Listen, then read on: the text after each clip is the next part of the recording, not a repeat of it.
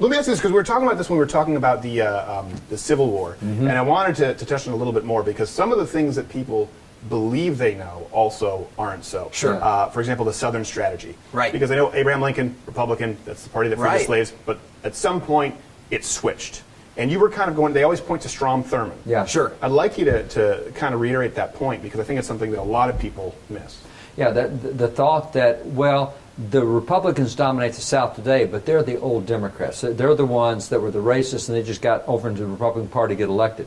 My challenge to them is, all right, show me 10 examples of that, because they can always show me 2. I've never had anybody go more than 2 examples. Strom Thurmond and David Duke.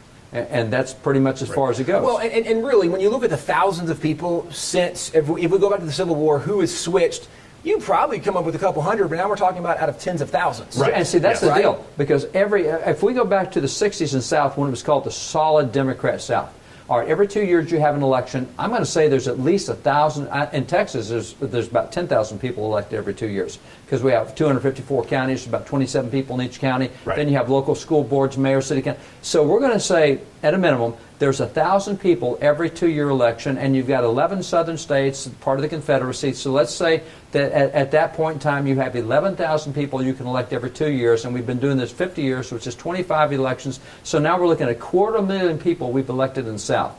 Show me 100, show me 200 in that period of time that were Democrats that became Republicans that did not change their philosophy. Now, I've been with a lot of Democrats who switched to the Republican Party. One of the guys told me, he said, I've been in the Democrat Party my whole life. We've never said the Pledge of Allegiance. I've been at a Republican meeting. I thought we should be saying that. And you guys opened with a prayer. I want to be a Republican. It was not about race. It was about different values. And that's often the case. They often point to Strom Thurmond. Sure. What was the reason to him becoming Republican? Was it because he was a racist and he became a racist? Yeah, he was a segregationist and he was a racist. He had a change of heart, and a lot of guys did. Which actually, even that change of heart, some people point to faith, because he did have a conversion to Christianity at some point in his life, which was actually in that period of where he's switching parties, which even becomes interesting, because then when he switches and becomes a Republican, who does he hire to work on his staff? Yeah, as a Republican, he went out and became the first Southern senator of any party to reach out and start hiring blacks into high positions in staff. We're not talking secretarial, we're not talking answering phones, we're talking strategists on his staff. And he goes out and is the first Southern senator to do that. He did that as a Republican, not as a Democrat. A faith change. There was a lot of changes that happened in him. It's such a key detail in the context that I think most people don't understand. It is. He became less racist, and he had a change of heart. Well, even as you phrase the question, right, when people talk about the great switch that happened, it becomes significant a lot of times as conservatives or even as people of faith, as Christians, we get put on the defensive and we have to defend what somebody else accuses. Wait a second. If you're making a claim, the impetus is not on me to prove that you're wrong or I'm right. No, you have the impetus to prove what you're saying is right.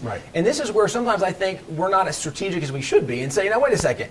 You're saying that, okay, so who all switched? I don't have to prove they didn't switch. You have to prove they did switch. And this is where they now have an insurmountable mountain, because they can't. Less than 10%, and I mean significantly less than 10% ever switched of the tens of thousands of people that were elected. It's not even close.